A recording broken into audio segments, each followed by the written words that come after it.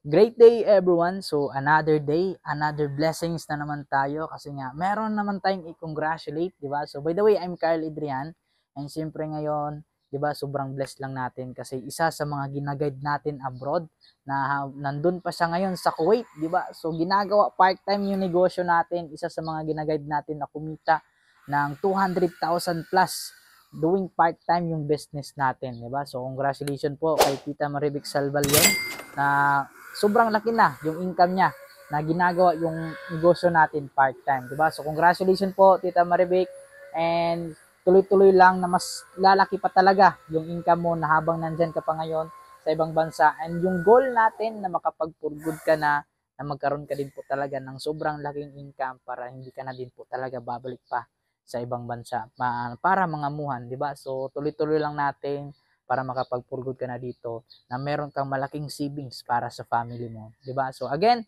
and sa lahat po ng mga nakapanood ng video natin, OFW ka man ngayon na matagal na din diyan sa ibang bansa na hindi pa din nakapag-ipon, 'di ba? So kung isa ka sa nasiran sa ganitong opportunity, mag-decide ka lang din and maniwala ka lang din kasi kung sa simpleng mong desisyon na yan din po talaga yung tutulong sa iyo na para magkaroon ka din po talaga ng magandang resulta katulad ni Tita Maribik Salvalion, di ba? So maniwala ka lang and mag-decide ka lang. Kasi kung nagawa ni Tita Maribik Salvalion, nagawa ng karamihan, I know na magagawa mo din yan.